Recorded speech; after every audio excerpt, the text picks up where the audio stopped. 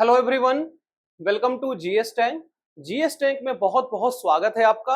और computer science के इस क्लास में भी आपका बहुत बहुत स्वागत है, जो कि क्लास फुल्ली डेडिकेटेड है बीपीएससी 7वां चरण शिक्षक बहाली के लिए। और रिकैप की बात करें हम यहाँ पे, तो पिछले क्लास में हमने स्टार्ट किया था इंट्रोडक्शन टू प्रॉब्लम सॉल्विंग। जी हाँ, जो हमारा टॉपिक स्टार्ट हुआ था उसका नाम था इंट्रोडक्शन टू प्रॉब्लम सॉल्विंग। और उसमें यानी कि चैप्टर के अंदर हमने देखा था इंट्रोडक्शन के बारे में, स्टेप्स फॉर प्रॉब्लम सॉल्विंग के बारे में, एल्गोरिदम के बारे में, और उसके बाद देखा था representation of algorithm through two methods. पहला था आपका फ्लो चार्ट और दूसरा था स्यूडो कोड। यहां तक हमारा कंप्लीट हो चुका है। तो अगर आपने पिछला क्लास मिस कर गए हैं या फिर किसी कारणवश आपका पिछला क्लास मिस हो गया है, तो आप उसको जाकर प्लेलिस्ट में देख सकते हैं। प्रॉपर प्लेलिस्ट क्रिएट किया हुआ है। तो उसके आगे आज हम बात करने वाले हैं फ्लो ऑफ कंट्रोल के बारे में। जो उसके बाद अगला टॉपिक है उस चैप्टर का, वो है फ्लो ऑफ कंट्रोल के बारे में। तो इससे पहले कि हम वीडियो में आगे बढ़ें, आप इस चैनल को सब्सक्राइब कर दीजिए, वीडियो को लाइक कर दीजिए, वीडियो को शेयर कर दीजिए, ताकि उन सभी लोगों तक ये वीडियो पहुंच जाए जो कंप्यूटर साइंस बीपीएससी 7वां चरण शिक्षक बहाली की तैयारी कर रहे हैं, वो भी फुल्ली फ्री ऑफ कॉस्ट, कोई भी चार्जेस नहीं है। और हाँ, एक चीज और है कि ये चैप्टर आज हमारा कंप्लीट हो जाएगा और कल इस पे बेस्ड टॉप लेवल्स एमसीक्यूज आएंगे, तो वो भी क्लास आप कल का मिस मत करिएगा, क्योंकि जब तक आपका पूरा थ्योरी क्लियर नहीं होगा तब तक आपसे क्वेश्चंस नहीं बनने वाला है।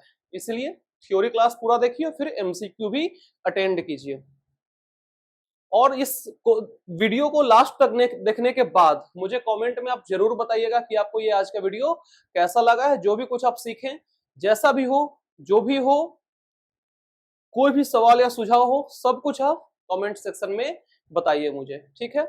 तो आइए आगे बढ़ते हैं और स्टार्ट करते हैं क्या, फ्लो ऑफ कंट्रोल टॉपिक को। फ्लो ऑफ कंट्रोल कहने का क्या मतलब है, कंट्रोल का फ्लो। तो यहाँ पे कंट्रोल किसके टर्म में है, कंट्रोल मतलब हो जाएगा यहाँ पे क्या, इवेंट, यानी बोले तो फ्लो ऑफ इवेंट। अब इवेंट क्या है, जैसा कि कल हमने आपको बताया था फ्लो चार्ट के बारे में। पहले स्टार्ट हुआ, फिर इनपुट हुआ, फिर प्रोसेस हुआ, फिर आउटपुट हुआ, फिर स्टॉप हुआ। तो ये क्या है, ये पूरा इवेंट का एक फ्लो है। तो उस फ्लो में क्या क्या होता है, क्या क्या चीज और एक्स्ट्रा उसमें होता है जब वो फ्लो होता है, वो हम इसमें देखेंगे, ठीक है। तो इसमें कहा गया है कि event can flow in a sequence. कोई भी इवेंट जब फ्लो हो रहा है, कोई भी इवेंट जो फ्लो हो रहा है वो एक सीक्वेंस में होगा। जैसे मैंने आपको बताया, पहले स्टार्ट होगा, फिर इनपुट होगा, फिर वो इनपुट को प्रोसेस करेगा, फिर प्रोसेसिंग के बाद आउटपुट देगा। ऐसा नहीं कि पहले आउटपुट दे दिया, फिर इनपुट लिया, फिर प्रोसेस कर रहा है, नहीं, वो एक प्रॉपर सीक्वेंस फॉलो करता है, ठीक है। तो वही बात लिखा हुआ है कि event can flow in a sequence और on branch based on the decision. Decision मतलब क्या होता है, ट्रू फॉल्स या यस नो। तो डिपेंड करता है क्वेश्चन पे, डिपेंड करता है क्वेरी पे, कि वो क्वेरी जो है उसमें डिसीजन है या नहीं। अगर वो डिसीजन उसमें है, तो डिसीजन में जो फ्लो होगा, यानी कि जो इवेंट का फ्लो होगा, वो डिपेंड करेगा किस पे, ब्रांच पे डिपेंड करेगा, कि जो ब्रांच उसमें लगेगा वो उसमें डिसीजन है या नहीं, वो डिपेंड करेगा आपके क्वेरी पे। तो डिसीजन में क्या हो जाएगा, ट्रू फॉल्स और यस नो हो जाएगा, ठीक है। और या repeat some part for finite number of times. अगर जरूरत पड़े क्वेश्चन के हिसाब से, तो वो अपने आप को रिपीट करेगा, मतलब या फिर कुछ बोले तो कुछ पार्ट को रिपीट करेगा। कब तक, फाइनाइट नंबर ऑफ टाइम्स। कुछ फाइनाइट नंबर, ऐसा नहीं कि इनफाइनाइट रिपीट करेगा, वो finite number of times repeat करेगा। किस चीज के लिए, वो एक अच्छे आउटपुट के लिए, एक प्रॉपर आउटपुट के लिए, ठीक है। तो ये बात हो गई किसके बारे में, फ्लो ऑफ इवेंट्स के बारे में, इंट्रोडक्शन हो गया। अब बात करेंगे, इसमें तीन तरह का होगा, ठीक है। जो फ्लो ऑफ कंट्रोल है वो तीन तरह का होगा, सीक्वेंस, सिलेक्शन और रिपीटेशन, ठीक है। क्या क्या है, सीक्वेंस, सिलेक्शन और रिपीटेशन। अब देखिए, इसमें अगर आप बुक जाते हैं देखने, बुक अगर आप पढ़ेंगे तो बहुत लंबा चौड़ा एग्जाम्पल दिया हुआ है, स्यूडो कोड, फ्लो चार्ट, हर कुछ दिया हुआ है आपके, हर चीज में, सीक्वेंस में भी, सिलेक्शन में भी, रिपीटेशन में भी। लेकिन हम आपको जो बताएंगे वो एज ए थ्योरी बता देंगे, क्योंकि आपको भी पता है, कॉमन सेंस की बात है, कि उतना लंबा आपको स्यूडो कोड और थ्योरी लिखने परीक्षा में नहीं देगा। ये आप कोई इंजीनियरिंग या फिर इंटर का एग्जाम नहीं दे रहे हैं, ये आप एमसीक्यू टाइप एग्जाम देने वाले हैं, टीचर के लिए एग्जाम दे रहे हैं। तो ये थ्योरेटिकल नहीं है, ये आपको क्या है, एमसीक्यू वाला मल्टीपल चॉइस क्वेश्चन है, तो वैसा वो नहीं देगा, देने की संभावना न के बराबर है। इसलिए हम सिर्फ आपको टर्म सारा समझा देंगे, ताकि आप अच्छे से समझ जाए। उससे रिलेटेड अगर क्वेश्चन भी आता है तो वो आपसे नहीं छूटेगा। ठीक है, तो सबसे पहले बात करते हैं सीक्वेंस की। ये चीज तो आपको पता होगा कि सीक्वेंस खैर होता क्या है, सीक्वेंस क्या होता है ये आपको पता होगा। फिर भी हम एक लाइन लिख दिए कि execution of statement one after another. Simply एक लाइन में क्या, कि कोई भी स्टेटमेंट का जो एग्जीक्यूशन होगा वो एक के बाद एक होगा। पहले एक स्टेप होगा, फिर स्टेप 2, स्टेप 3, स्टेप 4, एक के बाद एक वो क्या होगा, एग्जीक्यूट होगा। ये आपका क्या हो जाएगा, सीक्वेंस हो जाएगा। ठीक है, ज्यादा कुछ इसमें बताने की जरूरत नहीं है, ये कॉमन टर्म है और हम समझते हैं कि आप इसको समझते होंगे इस टर्म को। ठीक है, अगला है आपका सिलेक्शन, यानी कि किसी भी चीज को चुनना, सेलेक्ट करने की बात हो रही है।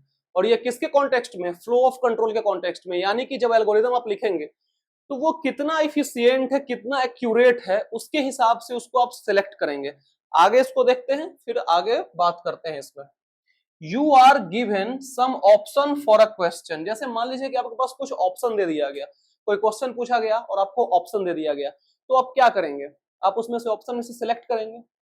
आप उस ऑप्शन में से सिलेक्ट करेंगे ना, आउट ऑफ द बॉक्स तो नहीं चले जाएंगे कि वो जो लिखा हुआ है वो नहीं होगा, उसके बाहर हम सोचेंगे। जो आपको दिया हुआ है उसी में से आप चुनेंगे, दैट मीन्स क्या, सिलेक्शन होगा। जैसे यहाँ पे एग्जांपल दिया है कि going to school from home and vice versa, यानी कि घर से स्कूल जाना है फिर स्कूल से घर आना है। कहने का ये मतलब है, पहले हमको रियल लाइफ एग्जांपल समझाए थे, फिर इसको हम एल्गो के कॉन्टेक्स्ट में समझाएंगे। तो आपको बोला गया है कि going to school from home and vice versa, यानी कि आप घर से स्कूल जाएंगे फिर स्कूल से घर आएंगे। अब बात होती है इसमें रूट की, कि आप कौन सा रूट चूज करेंगे। जैसे स्कूल लोग जनरली सुबह जाते हैं, जो भी स्टूडेंट स्कूल जाते हैं वो सुबह ही चलता है। तो सुबह में क्या है कि जो शॉर्टेस्ट वे होता है, जो शॉर्टेस्ट रूट होता है, वो उतना बिजी रूट नहीं होता है, वो रूट उतना बिजी नहीं होता है सुबह के समय में। तो लोग क्या करते हैं कि सिंपली शॉर्टेस्ट वे चूज करते हैं और आसानी से स्कूल पहुंच जाते हैं। लेकिन जब स्कूल में छुट्टी होता है दोपहर या फिर वही 2-3 बजे के आसपास, जो जनरल स्कूल चलता है दोपहर में छुट्टी होता है, तो वही जो शॉर्टेस्ट वे जिसके थ्रू वो स्कूल गए थे, वो जब वापस आ रहे हैं स्कूल से तो वो रूट बिजी है, यानी कि काफी भीड़ भाड़ है, वहां पे जाम वाम लगा हुआ है। तो यहाँ पे लोग क्या करेंगे, यहाँ पे लोग कॉमन सेंस तो लगाएंगे ही, ऐसा तो नहीं कि जाके जाम में फंस गए और 3-4 घंटे 10 मिनट के रास्ता को 3-4 घंटा में तय करके घर पहुंचे, ऐसा तो नहीं करेंगे। तो कहने का मतलब है कि वो एक ऐसा प्रॉपर रूट चूज करेंगे जिससे वो आसानी से घर पहुंच जाए। वो एक ऐसा रूट चूज करेंगे जिससे वो आसानी से घर पहुंच जाए, जाम वाम उनको नहीं मिले, भले ही रॉन्ग रूट ही क्यों ना हो। अगर मान लीजिए कि शॉर्ट रूट आपको 10 मिनट ले रहा है, लॉन्ग रूट 20 मिनट ले रहा है, तो 4 घंटा जाम में फंसने से अच्छा है कि आप लॉन्ग रूट लेकर घर चले आए, है कि नहीं। तो यही है एल्गोरिथम के कॉन्टेक्स्ट में, कि अगर आप किसी भी एल्गोरिथम का सिलेक्शन कर रहे हैं तो वो ऐसा एल्गोरिथम को आप सिलेक्ट कीजिए जो इफिशियंट एक्यूरेट है कि नहीं, जो आपका पूरा सी मतलब आपका टाइम भी बचा रहा है, ज्यादा उसमें तामझाम नहीं हो रहा है और उसमें एक्यूरेसी ज्यादा हो। आप ऐसे एल्गोरिथम का सिलेक्शन करेंगे। ठीक है, बात समझ में आ गई। यही बात है सिलेक्शन का, यही टर्म है सिलेक्शन के लिए, कि आपको एक ऐसा एल्गोरिथम का सिलेक्शन करना है जो कि इफिशियंट एक्यूरेट है और उसमें ज्यादा वो टाइम टेकिंग भी नहीं है। यानी कि ऐसा नहीं कि अगर आप एल्गोरिदम वो उसको सॉल्व करने बैठे तो बहुत टाइम ले रहा है, ज्यादा उसमें कुछ लेंदी हो जा रहा है, नहीं। आपको एक ऐसा एल्गोरिदम का सिलेक्शन करना है जो कि इफिशियंट है और टाइम टेकिंग भी ज्यादा नहीं है, प्लस एक्यूरेट भी हो। ठीक है, बात समझ में आ गई सिलेक्शन का। तो अब बढ़ते हैं किसमें, रिपीटेशन पे। रिपीटेशन, अब एक एग्जांपल इसमें और है, चेकिंग एलिजिबिलिटी फॉर वोटिंग। ये रियल लाइफ एग्जांपल है, सिंपल बात है कि ये वोटिंग के लिए चूज किसको करेंगे, जो कि या तो 18 साल का हो या फिर उसके ऊपर को हो। जो 18 साल के नीचे का होगा उसको तो चूज नहीं करेंगे। ये रियल लाइफ एग्जांपल के लिए सिलेक्शन का, ज्यादा इसको दिल पे नहीं लेना है, बस हम एग्जांपल लेकर समझा दिए हैं, एल्गोरिथम के कॉन्टेक्स्ट में भी हम आपको एक्सप्लेन कर दिए हैं, बस आपको समझने के लिए हम यहाँ पे 2 लाइन लिख दिए हैं। ठीक है, अब बात करते हैं रिपीटेशन के। रिपीटेशन तो अब क्या है, बार बार एक ही चीज रिपीट हो रहा है। टर्म से तो क्लियर है यहां तक। इसका दूसरा नाम क्या है, इटरेशन और लूप। अगर इसको कंप्यूटर साइंस के टर्म में देखें, अगर इसको कंप्यूटर साइंस बोले या फिर टेक्नोलॉजी के टर्म में देखें, तो इसको इटरेशन या लूप भी कहा जाता है। ठीक है। अब ये होता क्या है रिपीटेशन? तो loop in algorithm means execution of some program statement repeatedly till some specified condition is satisfied. कहने का मतलब है कि वो प्रोग्राम को तब तक एग्जीक्यूट करते जाना है। कहने का क्या मतलब है कि उस प्रोग्राम को तब तक एग्जीक्यूट करते जाना है, बार बार उसको रिपीट करना है जब तक वो एक स्पेसिफाइड कंडीशन को सेटिस्फाई नहीं कर जाए। जब तक वो जो कंडीशन आपका शर्त दिया हुआ है उसको जब तक वो संतुष्ट नहीं कर जाए तब तक उसको रिपीट करते रहेगा। जैसे एग्जांपल में आपको समझाते हैं, मान लीजिए कि आपको 5 नंबर का एवरेज निकालना है, कोई भी 5 नंबर का एवरेज निकालना है। अगर आप इसको जाते हैं फ्लो चार्ट के थ्रू या स्यूडो कोड के थ्रू, तो आप इसमें क्या करेंगे? पहले एक नंबर लेगा, इनपुट एक नंबर लेगा, फिर उसको आगे बढ़ाएगा, फिर दूसरा नंबर लेगा, फिर उसको आगे बढ़ाएगा, फिर तीसरा नंबर लेगा, उसको आगे बढ़ाएगा, फिर चौथा नंबर लेगा, आगे बढ़ाएगा, पांचवा नंबर लेगा, आगे बढ़ाएगा। तब आगे जाकर 5 नंबर इनपुट लेने के बाद जाकर पांचों को जोड़ेगा, 5 से भाग देगा, तब आकर आपको क्या निकलेगा? आउटपुट निकलेगा। ऐसे ही होगा ना।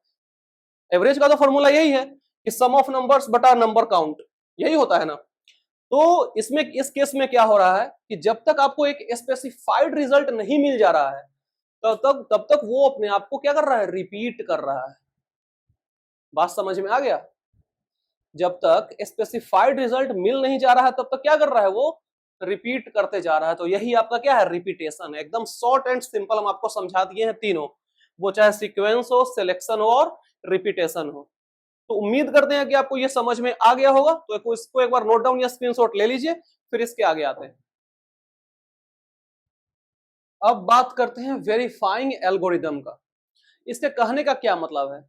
वेरीफाई मतलब जांच करेंगे उसका, यानी कि कोई भी एल्गोरिदम हम लिखें उसका हम जांच करेंगे कि वो सही से लिखाया है कि नहीं, वो सही से एग्जीक्यूट हो रहा है कि नहीं। अब इस टॉपिक में हम आगे बढ़े इससे पहले हम आपको एक दो एग्जांपल समझा देते हैं जिससे आपका दिमाग खुल जाएगा, क्योंकि ये जो टॉपिक है वो दिमाग खोलने वाला ही टॉपिक है, प्रॉब्लम सॉल्विंग। यानी कि दिमाग अगर आप लगाएंगे तो प्रॉब्लम सॉल्व होगा। तो कहने का ये मतलब है कि अगर मान लीजिए कि बैंकिंग सॉफ्टवेयर है, ठीक है, बैंकिंग सॉफ्टवेयर है, उसमें अगर कुछ प्रॉब्लम आ जाता है, कुछ खराबी आ जाता है उसमें, तो क्या होगा? अगर बैंकिंग सॉफ्टवेयर में खराबी आ जाता है तो हो सकता है कि जिसको अमाउंट ट्रांसफर करना हो पूरा अमाउंट ट्रांसफर नहीं हो, जिस अकाउंट पे कर रहे हैं उस पे नहीं जाकर किसी और पे चला गया, कुछ भी हो सकता है। अगर खराबी है तो, अगर कुछ प्रॉब्लम है बैंकिंग सॉफ्टवेयर में तो, ये बात होगी बात नंबर 1।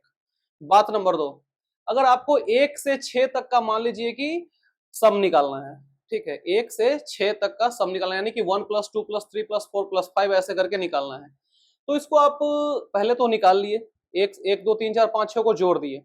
अब इसको आप वेरीफाई भी करेंगे, तो वेरीफाई इसको कैसे करेंगे? आप सिंपली फॉर्मूला लगा देंगे कि n × n + 1/2 और 6 × 7/2 और 2 तिहाई 6 तो 7 तिहाई 21, यही करेंगे। अगर 1 से 6 तक जोड़ना है तो आप यही करेंगे ना, कि आप पहले जोड़ लेंगे, आपको लगेगा नहीं हमसे जोड़ में कुछ गलती हो रहा है, फिर आप फॉर्मूला लगा देंगे, फिर उसको ये करेंगे, ठीक है। तो इससे आप क्या सीख रहे हैं? इससे आप क्या सीख रहे हैं? यहाँ पे आपको 21 आ गया और आप जोड़ रहे हैं कि 1 2 3 4 5 6, 6 5 11 4 15 3 18 2 20 1 21, यहाँ भी 21 आ गया। तब आपको लगेगा कि नहीं, हम जो वेरीफाई किए हैं ना वो सही है। इतना पे आपको क्या लगेगा कि हम जो वेरीफाई किए हैं वो सही वेरीफाई किए हैं, अब आप श्योर हो जाएंगे। इसीलिए कहते हैं कि मिस्टेक से बचने के लिए एल्गोरिदम का वेरिफिकेशन जरूरी है, यानी कि वेरीफाई करना एल्गोरिदम जरूरी है। अब इतने एग्जाम्पल के बाद आपको ये समझ में आ गया होगा कि बैंकिंग का सॉफ्टवेयर सही से काम करना चाहिए और ओवरऑल देखें तो एल्गोरिदम को वेरीफाई करना चाहिए। अब आइए इसको देखते हैं। The method of taking an input and running through the steps of algorithm is called dry run। एक इसमें टर्म है क्या? Dry run. इसका मतलब क्या है कि मेथड ऑफ टेकिंग इनपुट, ये क्या है? एक मेथड है जिसके थ्रू इनपुट लिया जाता है, and running through steps of algorithm, और एल्गोरिदम के स्टेप्स पर रनिंग, रनिंग मतलब दौड़ना नहीं, उस पर चलने की बात हो रही है। यानी कि एल्गोरिदम के स्टेप्स को फॉलो करना है, इनपुट लेकर एल्गोरिदम के स्टेप्स को फॉलो करना है, वो क्या है? उसको ड्राई रन बोलते हैं। अब ड्राई रन से फायदा क्या है? मतलब इसमें सिंपली क्या देखें कि इनपुट लेगा, ये मेथड है, इनपुट लेगा और एल्गोरिदम के स्टेप्स को क्या करेगा, फॉलो करेगा। यहाँ पे फॉलो की बात हो रही है। तो ड्राई रन का फायदा क्या होगा कि identify any incorrect step in algorithm. अगर स्टेप बाय स्टेप आप चल रहे हैं तो आप जो भी इनकरेक्ट उसमें स्टेप है उसको क्या करेंगे, वेरीफाई कर सकते हैं, आराम से आइडेंटिफाई उसको कर सकते हैं, पहली बात। दूसरी बात, figure out missing details in algorithm. अगर आप स्टेप बाय स्टेप चल रहे हैं तो कुछ भी अगर उसमें मिसिंग हो रहा है तो आप उसको बारीकी से देख के उसको फिगर आउट कर सकते हैं। बात क्लियर है? तो ड्राई रन का ये क्या है, फायदा है। ड्राई रन क्या होता है समझ गए आप। अब बात करते हैं, आपको एक ऐसा एल्गोरिदम लिखना है, आपको एक ऐसा एल्गोरिदम लिखना है जिसमें टाइम को जोड़ना है। और यही एग्जांपल है कि 4 घंटा 50 मिनट और 2 घंटा 20 मिनट। मान लीजिए कि आप इसका एल्गोरिदम लिखे कि 2 टाइम को जोड़ना है, आप सिंपल एल्गोरिदम लिख के छोड़ दिए और उससे आपको होगा क्या कि ये जोड़ देगा कि 70 मिनट और 6 घंटा। ये मान लीजिए कि जोड़ के आपको दे दिया। अगर सिंपली एल्गोरिदम लिखेंगे तो क्या करेगा कि 6 घंटा 70 मिनट आपको जोड़कर दे देगा। अगर आप उसको वेरीफाई नहीं किए ब्लंडर हो जाएगा। सिंपल सी बात है। अगर मान लीजिए कि आप एल्गोरिदम पे डिपेंडेंट हो गए, उसको वेरीफाई नहीं किया, आपको रिजल्ट ये दे दिया, तो ब्लंडर तो हो गया ना। 6 घंटा 70 मिनट दिखा रहा है, ब्लंडर हो गया। तो आप क्या करेंगे कि उसको वेरीफाई करेंगे। वेरीफाई करने के बाद क्या करेंगे इसमें कि उसमें कुछ कंडीशंस लगाएंगे। कंडीशन क्या लगाएंगे कि जैसे ही मिनट का जो अमाउंट है, जो मिनट का अमाउंट है, वो जैसे ही 60 एक्सीड करेगा, यानी कि 60 मिनट से ऊपर जाएगा, आप घंटा में 1 ऐड कर देंगे। अगर आप ऐसा कंडीशन लगाएंगे उसमें कि अगर मिनट का टाइम 60 से ऊपर जाने पे घंटा में 1 बढ़ोतरी कर देना, तो इससे क्या हो जाएगा, तो इससे हो जाएगा कि 7 घंटा और 60 10 70 तो 10 मिनट। वेरीफाई करने के बाद आपको ये आंसर आएगा। तो उम्मीद करते हैं कि आपको समझ में आ गया होगा कि एल्गोरिदम को वेरीफाई क्यों करना चाहिए। आ गया समझ में? ताकि आपको कम से कम उसमें प्रॉब्लम दिखे, सब कम से कम एरर उसमें दिखे, और जो भी एरर हो उसको फिक्स कर दें आप।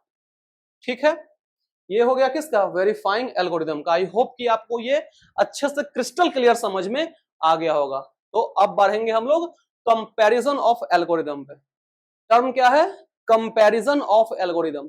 अब कंपेयर कितने में होता है, 2 या 2 से ज्यादा पे। एक में तो कंपेयर होगा नहीं, अकेला में क्या कंपेयर होगा। तो कंपैरिजन के लिए 2 या 2 से अधिक डेटा आपके पास होना चाहिए, तब आप कंपेयर कर सकते हैं। यानी कि यहाँ पे बात हो रही है किसकी, 2 या 2 से अधिक एल्गोरिदम अगर आपको दिया हुआ है तो उसमें आप कंपेयर करेंगे, और कंपेयर करके ऐसे को चूज करेंगे जो इफिशियंट हो। आगे देखते हैं, दिया हुआ है कि you have written 4 different algorithm to find out prime number. मान लीजिए कि आपको प्राइम नंबर निकालना है और आप 4 अलग अलग एल्गोरिदम लिखे, मतलब सेम टाइप का नहीं, अलग अलग एल्गोरिदम आप लिख दिए। उससे क्या होगा कि 4 तो आप लिख दिए, अब उसमें से आप चूज किसको करेंगे, you have to choose that method which is more efficient, जो ज्यादा इफिशियंट हो, जो टाइम सेविंग हो, टेकिंग नहीं, जो कम टाइम ले रहा होगा, टाइम सेविंग हो और एक्यूरेट हो, उसको आप सिलेक्ट करेंगे। क्योंकि पूरा एल्गोरिदम में क्या करेंगे हम लोग, आप अगर ओवरऑल देखें तो हम लोग क्या कर रहे हैं, वैसे को ही चूज कर रहे हैं, वो चाहे सिलेक्शन का मामला ही क्यों ना हो, हम वैसे को ही उठा रहे हैं जो इफिशियंट हो, एक्यूरेट हो और टाइम सेव कर रहा हो। Simple is that. तो कंपैरिजन के केस में करेंगे, मान लो कि 4 आप लिख दिए, 1 2 3 4 एल्गोरिदम आपका लिखा हुआ है, तो आप मान लीजिए कि नंबर 1 ऐसा एल्गोरिदम है ना जो सबसे कम टाइम ले रहा है, एक्यूरेट भी है, सबसे कम टाइम ले रहा है, एक्यूरेट इफिशियंट है, तो 1 को चूज करेंगे, बाकी को छोड़ देंगे। यही करना है किसमें, कंपैरिजन ऑफ एल्गोरिदम में। यानी कि कंपेयर हम ऐसे कंपैरिजन में ऐसे को उठाएंगे जो टाइम बचा रहा हो। समझ में आ गया बात, टाइम भी बचा रहा हो, टाइम तो है ही, साथ ही साथ मेमोरी भी बचा रहा हो। इसमें एक मेमोरी का भी कंसेप्ट है, हम आगे इसमें पढ़ेंगे। इफिशियंट, एक्यूरेट ये सब तो है ही, लेकिन मेमोरी की भी बात है, तो इसमें देखते हैं आगे। Algorithm can be compared and analysed on the basis of amount of processing time they need to run. जिस टाइम में वो रन कर रहा है, जिस टाइम में वो रन कर रहा है, जो प्रोसेसिंग उसका टाइम है, वो क्या कहलाएगा, वो कहलाएगा उसका टाइम कॉम्प्लेक्सिटी। एक बार फिर से पढ़ लेते हैं। Algorithm can be compared and analysed on the basis of amount of processing time they need of run. जितना जितना टाइम उसको चाहिए रन के लिए, और प्रोसेसिंग हुआ जो टाइम का, amount of processing time they need to run, वो क्या हो जाएगा, टाइम कॉम्प्लेक्सिटी। समझ में आ गया। And amount of memory needed for algorithm execution, जो भी स्पेस चाहिए, मेमोरी मतलब क्या होता है, आप स्पेस ही देखते हैं, जो भी मेमोरी उसमें यूज हो रहा है, amount of memory needed for algorithm execution, algorithm के एग्जीक्यूशन के लिए जितने भी मेमोरी का यूटिलाइजेशन हो रहा है उसको क्या बोलेंगे, स्पेस कॉम्प्लेक्सिटी बोलेंगे। तो इसमें क्या है, दो टर्म आपको दिख गया होगा, टाइम कॉम्प्लेक्सिटी और स्पेस कॉम्प्लेक्सिटी। टाइम के लिए सिंपली क्या है कि amount of processing time they need to run, जो भी प्रोसेसिंग टाइम है जो उसको चलने के लिए चाहिए एल्गोरिदम को, वो हो जाएगा टाइम कॉम्प्लेक्सिटी, और जो भी amount of memory needed for algorithm execution वो हो जाएगा आपका स्पेस कॉम्प्लेक्सिटी। पॉइंट क्लियर है। अब आपको समझ में आ गया होगा कि कंपैरिजन क्यों किया जा रहा है, दो कारण के लिए, टाइम बचाने के लिए और स्पेस बचाने के लिए, दैट्स ऑल। क्लियर है पॉइंट। तो इसको एक बार नोट डाउन या स्क्रीनशॉट ले लीजिए, फिर इसके आगे आते हैं। कंपैरिजन ऑफ एल्गोरिदम, जिसमें से हमने एक को चूज कर फाइनलाइज कर लिया था, ठीक है। अब कंपैरिजन के बाद क्या होगा, उसके बाद क्या होगा कि कोडिंग होगा, जिसमें कहा गया है कि once algo is finalised it should be coded in high level programming language. जैसे मैंने आपको बताया कि कंपैरिजन में से कोई एक को फाइनलाइज कर लिया गया, फाइनलाइज करने के बाद क्या होगा कि it should be coded in high level programming language, उसको अब कोडिंग किया जाएगा।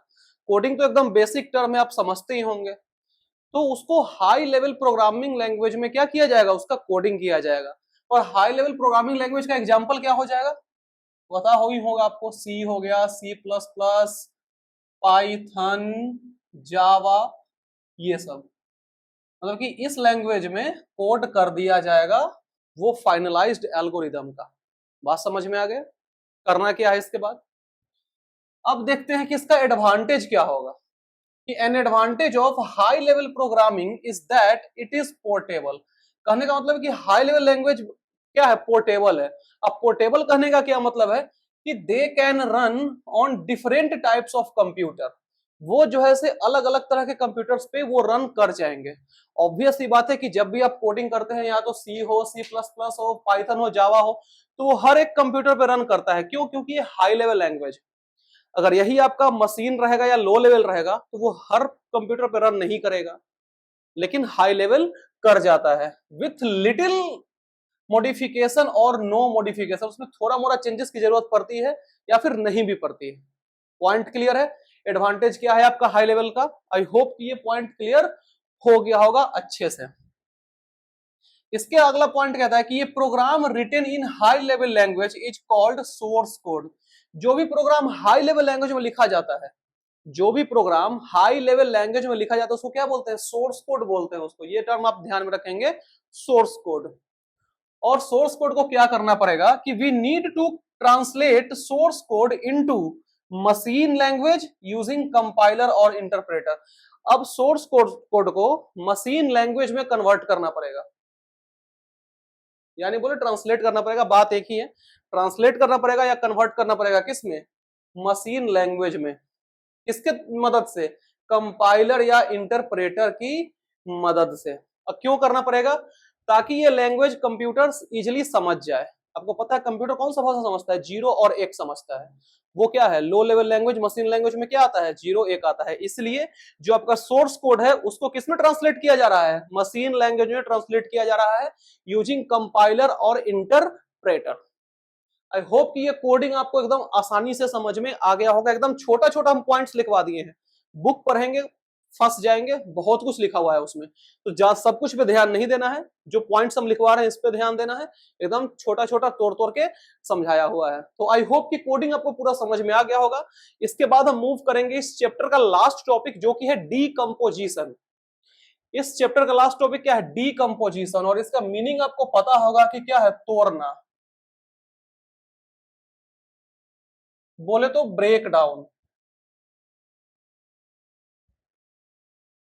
डिकम्पोजिशन मतलब क्या होता है, ब्रेक डाउन। ये टर्म आप बहुत बार सुने होंगे, पढ़े होंगे, लेकिन आज हम पढ़ेंगे प्रॉब्लम सॉल्विंग के कॉन्टेक्स्ट में। तो ये होता क्या है कि breaking down the complex problem into little या सब प्रॉब्लम।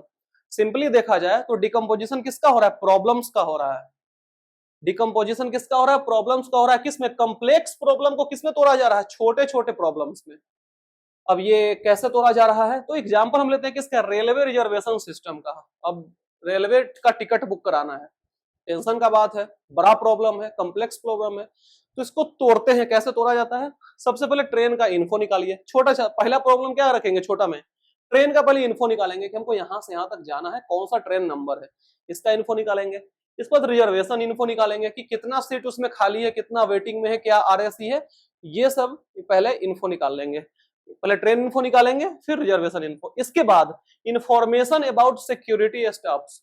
अब देखेंगे कि ऑब्वियस सी बात है कि सिक्योरिटी के बारे में थोड़ा सा देखेंगे कि ट्रेन में चोर वोर घुसता है कि नहीं, कौन सा ट्रेन है, क्योंकि आमतौर पे अगर आप एसी लेते हैं, थर्ड एसी सेकंड एसी, तो चोर नहीं घुसता है, स्लीपर वगैरह में घुस जाता है, तो थोड़ा सा सिक्योरिटी कंसर्न भी होता है, तो उसके बारे में इंफॉर्मेशन गैदर कर लेते हैं। इसके बाद अदर डिटेल्स अबाउट रेलवे, कुछ और अगर आपको जानकारी चाहिए कि पड़ोसी ट्रेन के बारे में, कि हमको यहाँ से भी यहाँ जाना है, फिर वापस भी रिटर्न आना है, तो वो भी आप जानकारी ले लेंगे। उसके बाद क्या करेंगे, पेमेंट कर देंगे। जो भी टिकट आप कटवा रहे हैं, आपको सब कुछ मिल गया कि हाँ यहाँ से यहाँ तक हमको जाना है, पटना से दिल्ली जाना है, वहां का रिजर्वेशन देख ली कितना सीट खाली है, उसके बाद कुछ सिक्योरिटी के बारे में पूछताछ कर लिए, फिर देखेंगे नहीं हमको दिल्ली से ही पटना आना है, वो सिर्फ पूछ के आप रह गए, लेकिन आपको जाना कहाँ है, पटना से दिल्ली। पेमेंट करेंगे, आपका रिजर्वेशन कंफर्म, टिकट कंफर्म हो गया। तो इसमें हम लोगों ने क्या देखा कि बड़ा प्रॉब्लम है, कम्प्लेक्स प्रॉब्लम है, पार्ट वाइज इसको तोड़ दिए छोटे छोटे प्रॉब्लम में और सॉल्यूशन मिल गया। ठीक इसी तरह के तरीके से आप रियल लाइफ प्रॉब्लम्स को भी सॉल्व कर सकते हैं, कोई कम्प्लेक्स प्रॉब्लम को छोटे छोटे प्रॉब्लम्स में तोड़ करके। पॉइंट क्लियर हो गया, समझ में आ गया, डिकम्पोजिशन और कोडिंग भी समझ में आई होप आ गया होगा आपको। तो इस तरह से हमारा ये पूरा chapter introduction to problem solving complete हो गया है।